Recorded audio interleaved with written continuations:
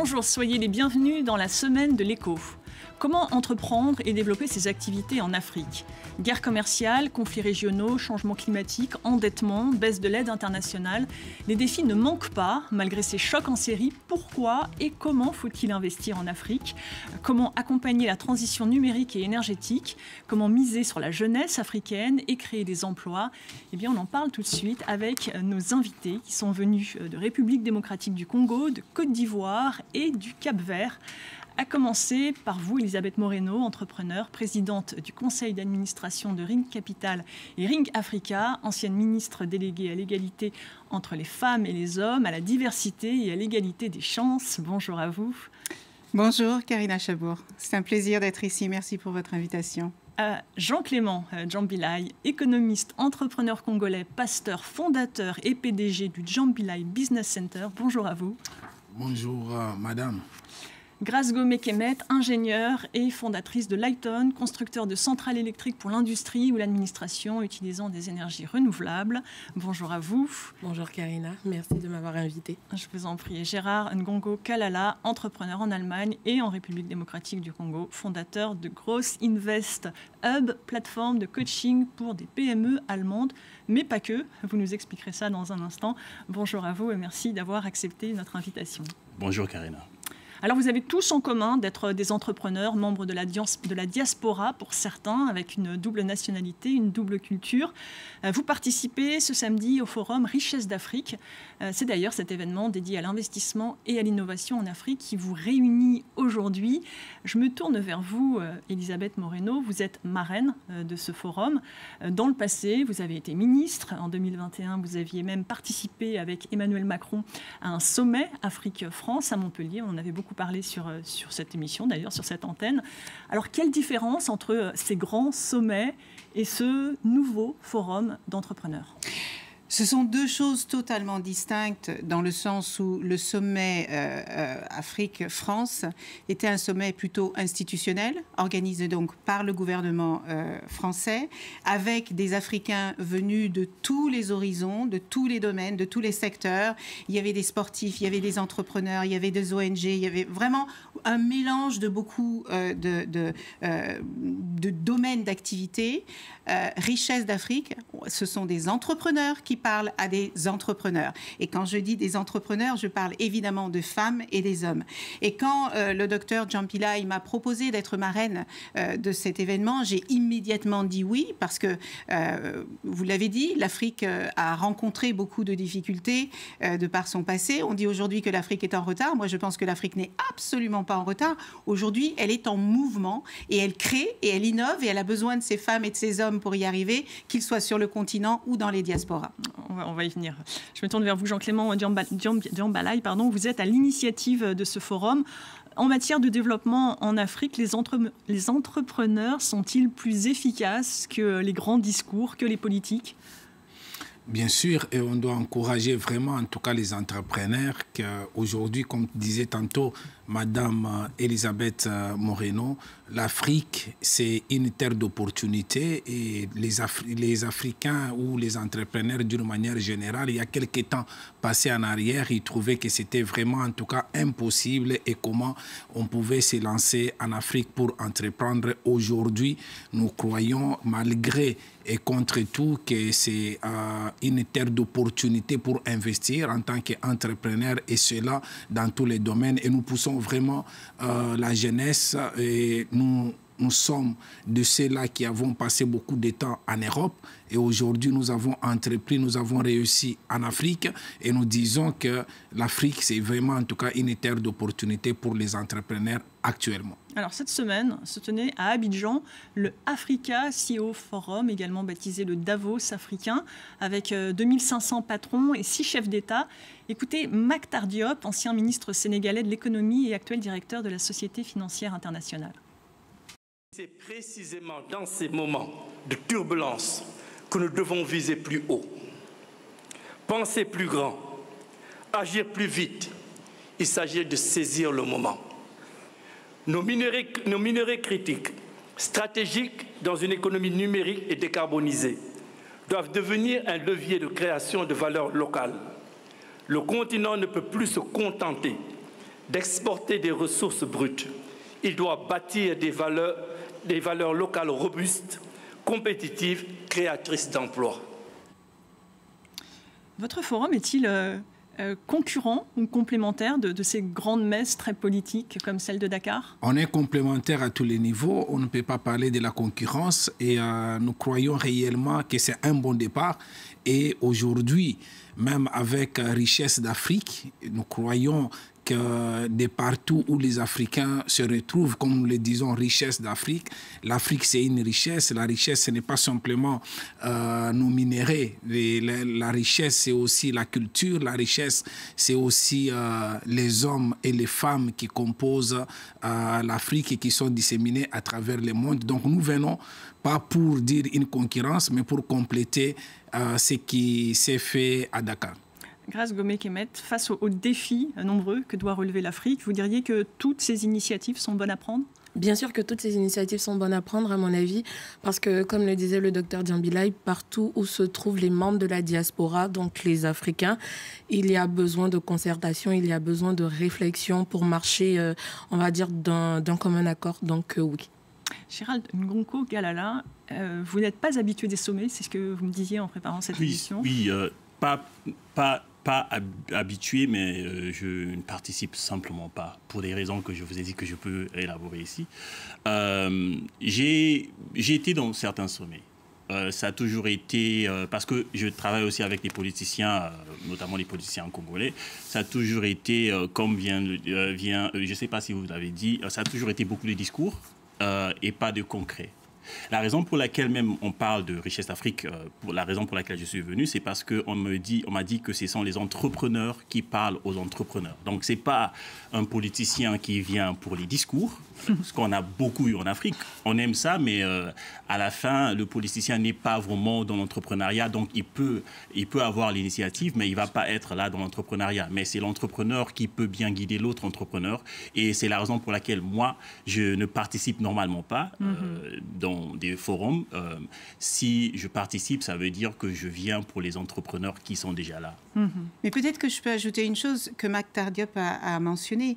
Il faut juste se dire qu'aujourd'hui, investir en Europe, en Afrique, c'est investir sur tous les plus grands défis mondiaux. C'est-à-dire que les solutions qui sont en train de se créer aujourd'hui sur le continent africain peuvent servir évidemment le développement du continent africain, mais ils peuvent servir le monde entier. Et c'est ça qui est intéressant, parce que peut-être que les solutions qui sont toujours descendues du nord vers le sud, aujourd'hui, il y a des solutions qui se créent dans le sud et qui peuvent servir les pays du nord. Donc ça peut être un moment très intéressant. Alors, précisément, au sein de vos activités, au sein de Ring Capital, vous soutenez des entreprises dites à impact, terme, on va dire, ô combien décrié aujourd'hui par un certain Donald Trump face à ce président climato-sceptique et en guerre contre les politiques de diversité. C'est quoi? C'est un acte de résistance de votre part? Moi, je trouve particulièrement irresponsable avec toutes les crises climatiques qui existent aujourd'hui. On n'a jamais eu autant d'inondations, on n'a jamais eu autant de feux de forêt, on n'a jamais eu... Les femmes sur le continent vont parfois de plus en plus loin, elles font de plus en plus de kilomètres pour trouver la première source d'eau potable. Je trouve ça particulièrement irresponsable qu'à ce niveau qui est celui de ce président, il fustige les personnes qui travaillent sur les solutions indispensables pour répondre aux plus grands maux de notre époque. Ring Capital et Ring Africa ont décidé d'investir tous leurs fonds sur des sujets vitaux de la société. Si vous ne voulez pas qu'on parle d'impact, ne parlons pas d'impact. Mais quand on parle de santé... Je n'ai pas dit que je ne voulais pas parler d'impact. Alors, je passe le message à travers vous. Si on parle de santé, d'éducation, de dérèglement climatique, d'alimentation durable, et qu'on considère que ces sujets-là ne méritent pas qu'on investisse dessus, mais alors sur quoi faut-il investir? Et c'est peut-être ça le problème le plus grave, c'est que la finance est de plus en plus irresponsable, qu'on est prêt à investir sur des émoticônes et des fusées à laser et qu'on n'est pas prêt à investir sur des solutions qui peuvent sauver des vies. Et c'est de ça dont on va parler demain. Les sujets qui ont été choisis pour travailler sur les questions de richesse d'Afrique, ce sont des sujets qui vont sauver des vies. Et je me réjouis de voir des jeunes comme Grace être là pour parler, par exemple, d'énergie renouvelable parce que c'est indispensable. Et qu'est-ce que vous inspire les reculs européens sur les normes de protection environnementale, sociale, au nom de la compétitivité, au nom de la simplification? Vous savez, moi j'ai passé 30 ans de ma vie dans le monde de l'entreprise. J'ai vu les entreprises qui utilisaient les ressources à la fois naturelles et humaines comme si elles étaient illimitées. Ni les êtres humains, ni nos ressources naturelles ne sont illimitées. Il faut que les entreprises comprennent que c'est bien de nous focaliser sur la rentabilité, sur la profitabilité, sur les bidas, etc., etc. Mais on ne peut pas le faire au détriment des êtres humains et de la planète. Et si on continue comme ça, dans cette ère d'anthropocène, on va tous collectivement aller dans le mur. Il y a des entrepreneurs comme DBC par exemple qui ont décidé de prendre leurs responsabilités et de se dire que peut-être on peut aujourd'hui être entrepreneur, gagner correctement sa vie tout en prenant soin à la fois de la planète et des êtres humains qui travaillent pour nous. Ils ne sont pas. Quelle est l'entreprise que vous avez citée? J'ai cité le Diambilai Business Center, qui justement est à l'origine des richesses d'Afrique. Mais c'est vrai que globalement, dans le monde de la finance, ce discours porte peu. On entend beaucoup que les investissements dans le renouvelable ne rapportent pas, qu'il n'y a pas de projet structuré. Mais parce que les gens, vous savez, aujourd'hui, la raison pour laquelle on n'arrive pas à faire une véritable transition climatique, c'est parce que ça coûte cher et que les gens qui ont les moyens d'investir dessus ne veulent pas le faire. Et c'est toujours la même question. À quel moment on prend en compte les responsabilités de nos leaders pour qu'ils prennent soin de ceux qui en ont le plus besoin et qui sont les plus vulnérables. Et je crois que l'histoire parlera pour nous, parce que si on continue dans cette direction, on va aller tous collectivement dans le mur. Parce que là, vous parlez des entreprises, mais au niveau de l'Union européenne, quand vous voyez que l'Union recule sur ses normes sociales, économiques, environnementales, sous la pression de grandes entreprises, mais de la même manière que vous avez des ambassadeurs américains qui se permettent d'envoyer des courriers à des entreprises privées pour leur dire qui elles ont le droit de recruter ou non. On marche quand même un peu sur la tête. Et c'est pas parce qu'on est dans des périodes de crise géopolitique, des crises politiques, sociales et climatiques qu'on peut faire tout et n'importe quoi. C'est justement le moment de voir émerger des leaders audacieux et courageux qui vont faire ce qu'il est nécessaire de faire. J'imagine que vous êtes d'accord. Parfaitement. Je vous voyais hocher de la tête. Parfaitement. Je pense que si on ne bouge pas les lignes en posant des actes parce qu'il y a des murs, parce qu'il y a ceux-là qui croient vraiment par leur puissance qu'ils peuvent dire les mots et que nous tous nous subissons, demain nous allons enterrer cette planète Terre. Et c'est très important que nous puissions poser des actes. Moi, je le crois toujours. Peut-être si nous ne le faisons pas d'une manière macro, nous pouvons commencer, même si c'est petit, et les autres vont nous suivre. Mais c'est très malheureux de constater, comme venait de le dire Madame Moreno, qu'un ambassadeur puisse envoyer des courriers aux entreprises pour dire que si elles maintiennent leur politique de diversité, elles ne pourront pas avoir de contrat avec l'administration américaine. On peut aussi comprendre que les entreprises qui sont très impliquées avec l'administration américaine, mais dans ce cas-là, ils réfléchissent à deux fois, non? Non. Pardon, mais je ne peux pas comprendre. Je ne peux pas comprendre parce que les entreprises qui reculent aujourd'hui sur leur politique de diversité, d'équité, d'inclusion ont besoin des clients. Est-ce qu'elles trient leurs clients? Est-ce que ces entreprises, quand elles vendent leurs produits, elles vont regarder si ces clients sont des femmes, des personnes en situation de handicap, des personnes LGBT, etc. Non, elles ne le font pas. Alors expliquez-moi pourquoi, sous prétexte d'une couleur de peau, d'une origine sociale, culturelle, on va donner la possibilité à certaines personnes de réussir et d'autres pas. C'est inique, c'est insupportable. Et je salue des entreprises comme L'Oréal qui disent non, nous allons maintenir nos politiques parce qu'on a besoin de tous les talents, d'où qu'ils viennent et qui qu'ils soient. Parce que ça fait des années qu'elles sont précisément impliquées dans ces politiques. En fait, moi, je trouve que ce que fait le gouvernement américain aujourd'hui nous permet de voir quelles sont les entreprises qui étaient sincères dans leurs engagements et quelles sont celles qui étaient complètement cyniques et quelles sont celles qui préfèrent l'argent aux femmes et aux hommes qui travaillent pour elles. Et là encore, l'histoire nous dira qui a fait le bon choix. Alors, autre fait d'armes de Donald Trump, les coupes dans l'USAID, l'aide américaine particulièrement abondante en Afrique. Alors, question générale, en quoi cela impacte les entrepreneurs, les citoyens que vous êtes, la fin de l'USAID? Moi, je peux dire quelque chose. Allez-y. je suis... moi, d'abord, je dois dire, pour clôturer, je dois dire que les politiciens, surtout américains, font la politique. Okay? Quand je parle de la politique, c'est plus... ça ne les intéresse pas. Qu'est-ce qui se passe avec le monde? D'abord, disons par exemple, Donald Trump veut avoir ce mandat et terminer ce mandat étant l'homme le plus fort des États-Unis. C'est ce qu'il veut. Donc, toute autre chose, on n'a même pas besoin de discuter. Ce que moi, je trouve que les entrepreneurs devraient faire, c'est plutôt de se détacher un peu de la politique et de faire des choses, même quand ça va contre ce que la politique veut. C'est difficile, c'est pas facile du tout, je pense, mais je crois que c'est ça ce que les entrepreneurs doivent faire d'abord. Et pour continuer, c'était seulement pour clôturer. Et si on parle, votre question que vous avez demandée était sur... En fait, sur l'USAID, sur la fin, en quoi ça peut impacter les entrepreneurs? Je suis entrepreneur au Congo. Et je parle à d'autres entrepreneurs qui ne sont peut-être pas des entrepreneurs millionnaires. Le problème, c'est quoi? Le problème est que la gestion de ces aides de USAID, par exemple, en Afrique déjà, c'était une catastrophe pendant des années. Et, pourquoi? Je pense que ça, c'est plutôt la politique africaine. Ça, on doit vraiment se dire, ça, c'est nous. Okay? Une mauvaise utilisation de ces aides. Exactement, ça c'est nous-mêmes. On ne peut pas toujours dire que ce sont les autres qui font mal.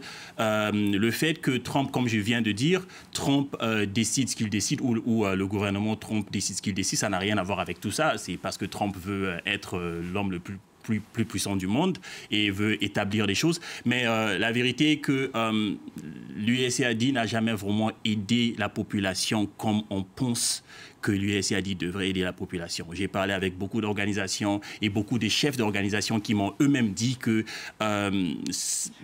comme c'est souvent en Afrique, ça n'arrive pas là où ça devrait arriver. Mais ça a alimenté quand même tout un écosystème avec des ONG, des entreprises, ça peut faire vivre des familles. Bien sûr, mais est-ce que vraiment ça fait vivre des familles ou ça fait... Parce qu'il faut qu'on se dise des choses clairement.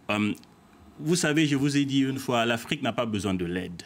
L'Afrique n'a pas besoin de l'aide. L'Afrique a besoin de la collaboration. Elle a besoin de capitaux. Oui. Elle a surtout besoin de capitaux. Mais quand les capitaux n'arrivent pas, ça ne sert à rien. Donc, comme je dis, on peut discuter sur tout ça quand nous allons prendre nos responsabilités. Grâce à Gomé Kemet, rationalité, l'aide internationale, prendre ses responsabilités pour les gouvernements africains. Si j'entends bien, est-ce une urgence? Bien sûr. Totalement, c'est totalement une urgence. Donc, comme le disait mon confrère, les aides, elles arrivaient, mais elles n'étaient pas utilisées à bon escient, donc utilisées comme il le fallait. Aujourd'hui, nos entrepreneurs, nos entreprises, nos PME ont besoin de capitaux, ont besoin de gros capitaux. Et ces capitaux-là, je pense que c'est dans des partenariats sains et gagnant-gagnant qu'on arrivera à avoir ces partenariats. Je prends un exemple tout simple. Vous avez une PME qui a besoin de 1 million d'euros pour démarrer. Si elle n'a que 100 000 euros, ça ne le fera pas. Et cette entreprise, cette petite entreprise, elle finira petite entreprise dans 100 ans. On a besoin de gros capitaux, on a besoin de confiance dans les entrepreneurs, dans les entreprises africaines, plutôt que de ce teuil-là de « on les aide ». Parce que ça fait déjà enfantin. Et je pense que la plupart des pays africains, ils ont plus de 50 ans. À plus de 50 ans, on n'est plus des enfants. Donc, on a besoin de partenariat, d'une relation de confiance gagnant-gagnant, où les entrepreneurs, ils pourront avoir de vrais capitaux et ils pourront se responsabiliser à tous les niveaux. Moi, je pense, pour enrichir par rapport à votre question, comme venait de le dire tantôt M. Kalala, M. Kalala venait de le dire tantôt là, pour l'arrêt de ce que vous appelez aide ou assistance par rapport aux Américains. Les Américains n'ont pas besoin, les Africains, d'être aidés chaque jour. Et vous allez les aider jusqu'à quand? Moi, je pense que c'est une opportunité pour que tout Africain, de là où nous sommes, que nous puissions nous réveiller, que nous puissions voir vraiment que nous pouvons nous prendre en charge. Jusqu'à quand? On finira toujours par nous aider. Et les jours où on arrête cela, vous tous, vous êtes en train de pleurer. C'est pour cela que nous parlons de la richesse d'Afrique. Et nous croyons réellement que c'est une opportunité, ce n'est pas le moment de pleurer. Même si ça s'arrête, que nous puissions nous lever, que nous puissions nous restructurer, que nous puissions nous prendre en charge. Et c'est vrai que les capitaux ne suivent pas, mais nous pouvons commencer là où nous sommes. Et demain, je pense que les choses sont en train de changer. Avec quel argent? Mais justement... L'Afrique est plus riche qu'on le pense. Hein. Je pense que... Ouais. Non, mais c'est un point extrêmement important. Parce que la vérité, c'est qu'aucun continent au monde ne s'est développé sans capitaux. Aucun. Donc l'Afrique ne fera pas mieux que les autres sur ce sujet-là. Ce qu'il faut savoir, c'est qu'il y a à peine 2% des fonds de capital risque qui vont sur le continent africain. 2%. Sur ces 2%, vous en avez plus de 85% qui vont dans les 4 plus grands pays que sont le Nigeria, le Kenya, l'Afrique du Sud et l'Égypte. Donc ça veut dire qu'il reste très peu, 0,00 je ne sais combien, pour les pays africains, pour les autres pays. Et c'est pour ça que nous, on a lancé Ring Africa, mais focalisé sur les pays francophones, parce que moins de 10% des fonds privés vont sur l'Afrique francophone. Donc comment voulez-vous que des entreprises comme celle de Grâce puissent se développer?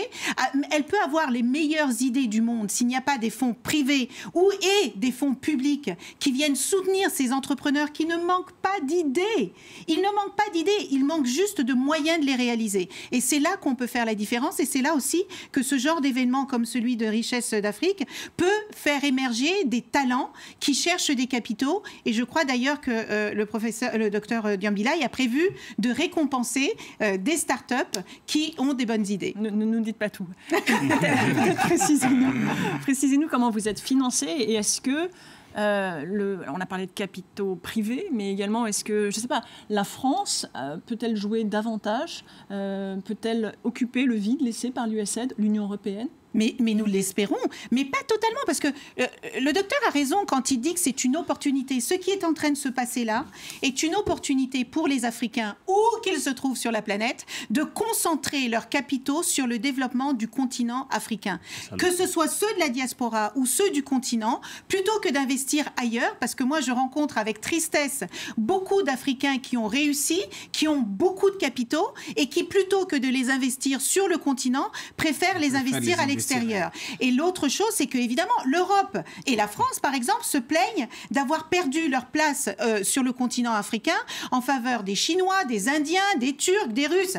Mais enfin, pourquoi ils ont perdu leur place? Ils ont perdu leur place parce qu'ils n'investissent plus suffisamment, parce qu'ils ne le font pas de la bonne manière. Je salue évidemment le travail que fait l'Agence française de développement, mais elle peut aller plus loin et de manière beaucoup plus volontariste. Vous êtes d'accord? Et dans votre cas personnel, comment ça se passe? Comment vous êtes financé? Nos investisseurs nous avons des investisseurs français, mais privés. Donc, nous avons des investisseurs français, mais privés. On travaille pour le moment plus avec des investisseurs privés que des investisseurs institutionnels ou étatiques. C'est plus simple avec les privés, comme je le disais, parce qu'ils sont prêts à mettre le capital nécessaire, parce que ce qu'ils veulent derrière, c'est du profit. Donc, on est sur un partenariat responsable, où tout le monde est responsabilisé, et on est prêt à miser gros, sans beaucoup de, j'ai envie de dire, beaucoup de conditions et de contraintes exactement. Et ça facilite beaucoup le business. En fait. Vous disiez quelque chose d'intéressant, c'est que beaucoup d'argent part à l'étranger, de capitaux africains. Comment l'éviter? Comme j'avais déjà dit une fois, moi je suis avec ces genres d'entrepreneurs qui investissent plus en Europe qu'en Afrique. Moi-même, j'ai commencé en Europe avant d'aller en Afrique pour essayer d'investir, et c'était en 2018 et j'ai commencé en 2020. C'était tellement difficile pour moi, et je me suis dit, je comprends. Pourquoi concrètement, pourquoi c'était difficile? Il n'y a pas comme on dit en anglais, a clear path. Donc, on ne sait pas par où un passage commencer. Clair. Exactement. On ne sait pas par où commencer. Et c'est pour cela que nous amenons Richesse d'Afrique. Laissez-lui d'abord expliquer son cas. On ne sait pas par où commencer. C'est la raison pour laquelle je suis même venu. On ne sait pas par où commencer. On va d'abord là-bas, on souffre pour 2-3 ans, on perd beaucoup d'argent. Parce que ce sont des fonds privés qu'on utilise, il faut qu'on se dise. J'ai parlé hier avec un de mes partenaires, Daniel Long, avec lequel j'ai aussi une salle de sport au Congo. C'était extrêmement difficile pour avoir une simple salle de sport. Et si on a des cas pareils où c'est la raison pour laquelle je parle de l'USAID, où je vois qu'il y a l'aide qui vient, et je le sais parce que je parle aussi avec les amis qui sont dans la politique, et surtout les amis qui travaillent dans l'ambassade de l'Allemagne, mais ça n'arrive pas où ça devrait arriver. Je me dis clairement, je comprends pourquoi ces jeunes gens ne veulent pas investir en Afrique, et je comprends aussi pourquoi, comme dans votre cas, c'est plus des investisseurs privés qui sont prêts à mettre la main dans la pâte et travailler. Mais je dis encore et encore, on n'a pas besoin de l'aide, on a besoin des partenariats. Peut-être qu'il faut rappeler, parce que souvent on dit l'Afrique est assistée. Il faut peut-être rappeler que les fonds qui sont envoyés par les membres de la diaspora sont plus importants que l'aide au développement. Je pense que c'est important de le rappeler aussi, parce que cette condescendance qu'on peut avoir est parfois terrible. Et je vous rejoins, on a besoin de cadres. Il n'y a aucun investisseur qui va mettre son argent quelque part s'il n'est pas sûr de le récupérer et s'il n'est pas sûr d'avoir un bon retour sur investissement. Donc c'est vrai que d'un point de vue public, il est important que les gouvernements créent un espace sain d'investissement pour que les Africains, mais aussi les Européens et tous les investisseurs internationaux se sentent à l'aise. Si je peux compléter, je peux dire que moi je me pose souvent une question. Il faut se regarder en face et de dire aujourd'hui on a un problème. Vous vous posez, c'est vrai, la réalité est qu'on a un problème de capitaux, on a un problème de politique, on a un problème administratif sur terrain, et ceux-là qui ont vécu en Occident, ils se posent toujours des questions. Par où je vais commencer? Et quand j'arrive, je trouve toute cette bureaucratie, une gouvernance qui ne tient pas. Comment je vais y aller? On a les guerres à gauche et à droite. Mais comment vous je vais y aller? C'est par là que je vais dire que nous appelons richesse d'Afrique. Il ne faut pas avoir peur de là où vous êtes. Aujourd'hui, c'est vrai, tout le monde va parler des Chinois. Ils disent que non, pourquoi les Chinois, ils prennent la place en Afrique? Ils ont pu étudier les milieux et la culture. Et aujourd'hui, moi, je regrette beaucoup. Je me dis, quand je regarde les pays en Afrique centrale, la plupart, soit vous avez été colonisés par la France, ou bien encore par les Royaumes-Unis, par l'Allemagne, ou encore par la Belgique. Nous avions grandi avec cette culture. Donc, un Belge ou un Européen, quand il vient en Afrique, il se sentira même à l'aise, il nous comprendra mieux. Mais comment aujourd'hui un Chinois, il vient, il comprend les milieux plus que les Occidentaux.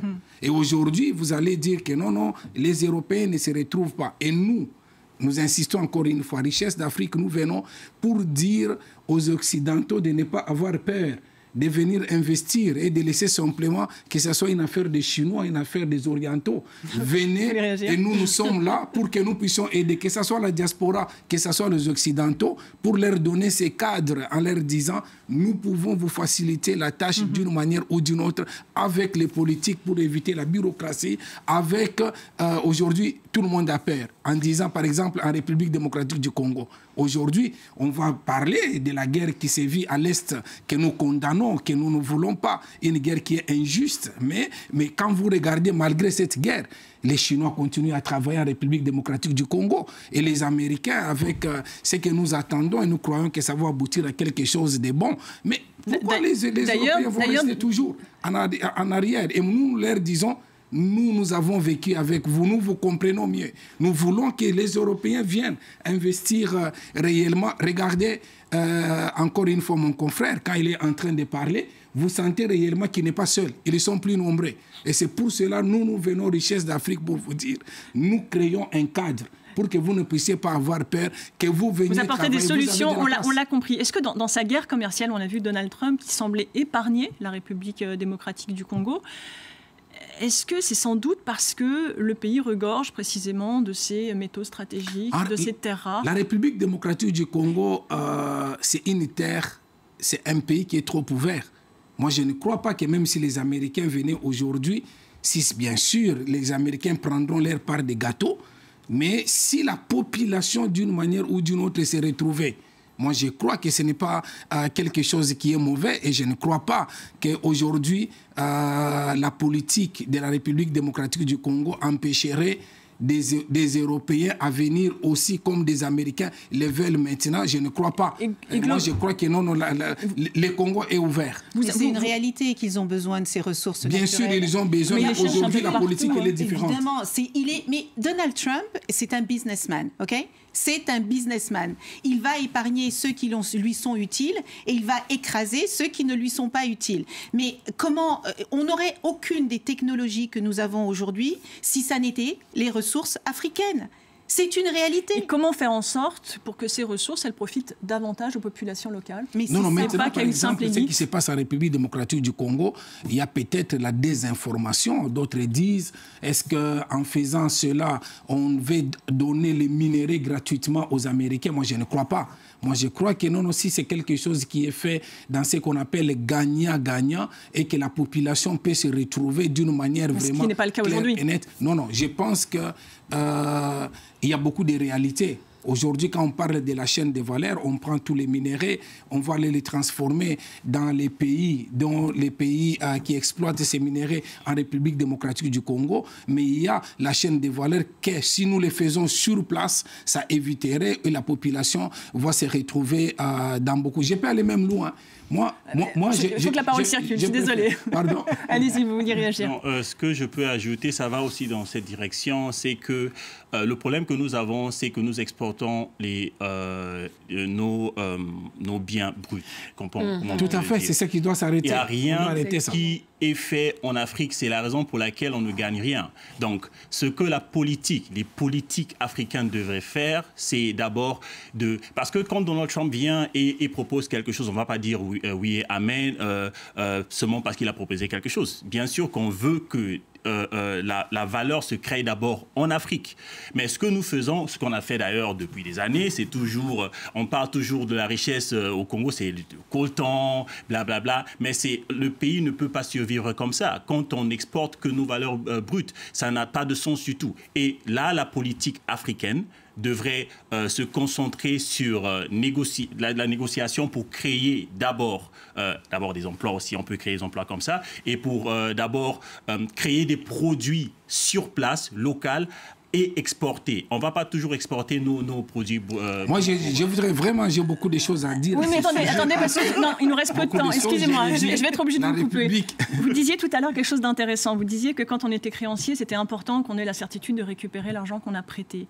On sait que les États africains, certains d'entre eux sont très endettés. Oui. C'est un sujet qui a été au cœur de discussion cette semaine au sein de l'Union africaine. Et d'ailleurs, plusieurs dirigeants du continent se sont engagés à plaider pour l'annulation de la dette public de leur pays. Qu'est-ce que ça vous inspire, ce front commun, en tant que, justement, financière, en tant que créancière? Il y a des principes de réalité. Aujourd'hui, l'Afrique utilise plus de 10% de son PIB à rembourser des dettes. Donc il faudrait que cet argent soit mieux utilisé, puisse être utilisé pour le développement du pays. Moi, je suis quelqu'un de très pragmatique et de très rationnel. L'Europe veut absolument enrayer l'immigration. Les États-Unis veulent absolument enrayer l'immigration. Comment est-ce qu'on enraye l'immigration? En permettant aux gens de vivre dignement dans le pays où ils sont nés. Et si on ne leur donne pas la possibilité de vivre dignement, comment est-ce qu'on peut leur reprocher d'aller chercher à vivre mieux ailleurs? La Méditerranée est devenue un cimetière pour la jeunesse africaine. Non, mais il faut vraiment le dire. Annuler une partie de cette dette, les intérêts. Évidemment qu'il faut annuler une partie de cette dette parce que c'est l'une des solutions. Quand vous payez plus de 60 milliards pour rembourser des dettes en 2023, on finit par ne même plus savoir qu'est-ce qu'on rembourse. Si on utilisait une partie de cet argent pour créer de la valeur, pour créer des emplois, pour produire localement, on dit que l'Afrique est le grenier du monde. Eh bien, faisons en sorte que l'agroalimentaire se développe davantage sur le continent africain. Ça, c'est des solutions concrètes et pragmatiques qui vont libérer la créativité du continent et qui vont peut-être rassurer les Occidentaux quant à cette immigration qui est l'un des plus grands mots MAUX du 21e siècle. Et tant pis pour les créanciers? Non, je ne dis pas tant pis pour les créanciers. Vous savez, je vous disais tout à l'heure, parfois on ne sait même pas d'où viennent ces dettes. On ne sait plus d'où viennent ces dettes. Et à un moment donné... C'est ça le point. Je voulais dire, excusez-moi, mais je voulais dire, il faut qu'on se demande la question d'où viennent ces dettes. Parce qu'on parle des créanciers, on ne sait pas d'où viennent vraiment ces dettes. Si on contrôle bien, il faut, ça me fait rire. Quand je parlais par exemple de l'USAID, les Européens, les Occidentaux et les Américains et d'autres ont travaillé avec peut-être des politiciens qui dans la corruption. C'est pas comme si les gens ne savaient pas où l'argent va. Et on va dire que, disons, un politicien X a créé des dettes pour un pays, tout en sachant que la personne qui a travaillé avec ce politicien savait exactement où l'argent part. On ne va pas dire non, l'Afrique a des dettes et les créanciers. La plupart de l'argent qu'on doit rembourser, on ne sait même pas. À quoi ça a servi? Donc il faut plus de contrôle, plus de suivi de l'argent. Ça c'est sûr. Oui. Il faut réguler. Si vous voulez encourager les gens à aller investir sur le continent africain, il faut créer un cadre réglementaire rassurant, en particulier pour les investisseurs privés, parce que les investisseurs publics, eux, s'arrangent entre eux. Mais pour les investisseurs privés, il faut créer un cadre réglementaire rassurant et leur dire que l'Afrique est la terre des opportunités. Moi, justement. Je me dis, est-ce que ça devait même se demander? Normalement, il ne devait même pas faire une réunion pour demander ça. Ça devait être une chose automatique. Ça devrait être évident. Vraiment, en tout cas, je me tourne vers vous, Grace Gomé-Kemet, parce qu'on ne vous a pas beaucoup entendu. L'Afrique, on a dit, c'est le continent qui a le moins contribué aux émissions de CO2, au réchauffement climatique, et pourtant, c'est la première victime. L'Afrique veut aussi se positionner dans le renouvelable. Quels sont ses atouts? Déjà, avec une capacité de 10 terawatts potentiel de l'Afrique, dans les énergies renouvelables, c'est pas rien. C'est le plus gros potentiel parmi tous les continents. Mais avec un gros paradoxe, 600 millions encore d'habitants en Afrique qui n'ont pas accès à une énergie, à une électricité fiable. C'est un paradoxe qui ne doit pas exister.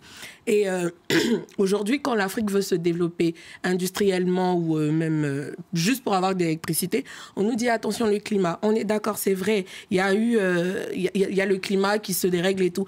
Mais je crois qu'il y a une justice climatique, une justice écologique que le monde doit à l'Afrique, que l'Europe et l'Amérique, que Donald Trump, il ne le veuille pas, doivent à l'Afrique. Parce que comme vous l'avez dit, on a peu contribué et aujourd'hui, c'est nous qui en payons le prix. Alors oui, on veut aller vers le renouvelable et on a même beaucoup de potentiel et on a beaucoup d'opportunités. Mais encore une fois, on a besoin de capitaux et pas d'aide, mais vraiment pas d'aide. Aujourd'hui, il y a le marché du carbone, les fonds comme le CIF, le Climate Investment Fund. Ces fonds-là doivent être en priorité déployés sur l'Afrique, pour les Africains, pour les projets structurants en Afrique et sans délai, quoi. On voit que plusieurs pays africains commencent à produire du gaz et du pétrole, même à en exporter.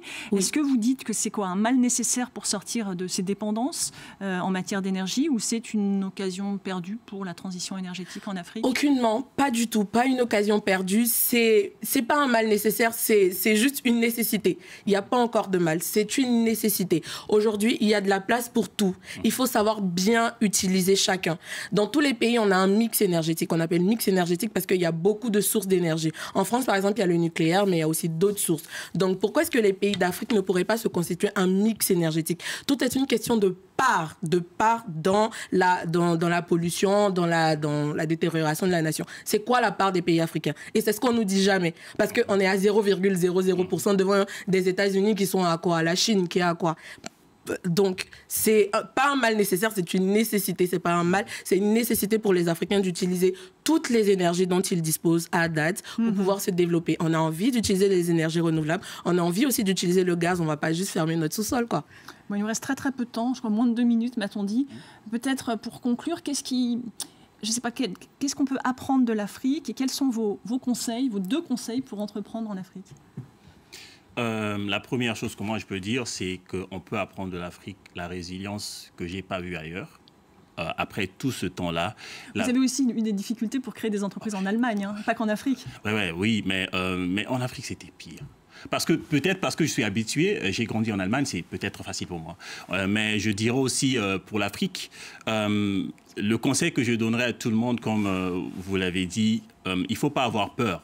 C'est pas facile, oui, mais quand on commence pour la première fois, parce que c'est vraiment pour la première fois que les Africains se disent on va faire, c'est toujours difficile, mais après ça, je crois qu'il y a trop d'opportunités en Afrique pour dire qu'on va rien faire, on va regarder comme ça. Une réaction très courte. Pour conclure. Je pense que, je l'ai dit et je le redis encore, qu'il ne faudra pas avoir peur. L'Afrique, c'est une terre d'opportunités. Et pendant ce moment, je ne parle pas simplement d'un pays. J'étais au Sénégal récemment. J'étais impressionné. C'était la première fois d'arriver au Sénégal. J'étais au Ghana, en Côte d'Ivoire. Donc, toute l'Afrique, aujourd'hui, nous disons richesse d'Afrique. Nous vous donnons un cadre. D'ailleurs, c'est samedi. Au Palais des Sports, ici les Molinos. Nous voudrions vraiment richesse pour tous, que vous puissiez venir là. Si vous avez des questions, venez vraiment, en tout cas, ne ratez pas cette opportunité pour que nous puissions partager. Nous aurons partager effectivement richesse pour tous. Ce sera l'Afrique est ouverte. Ce sera le mot de la fin. Les femmes africaines sont de fameuses. La parité était respectée en tout cas sur ce plateau. En tout cas, merci beaucoup à tous les quatre pour votre participation engagée sur ce thème riche, c'est le cas de le dire. Merci à vous de nous avoir suivis. L'information continue sur France 24.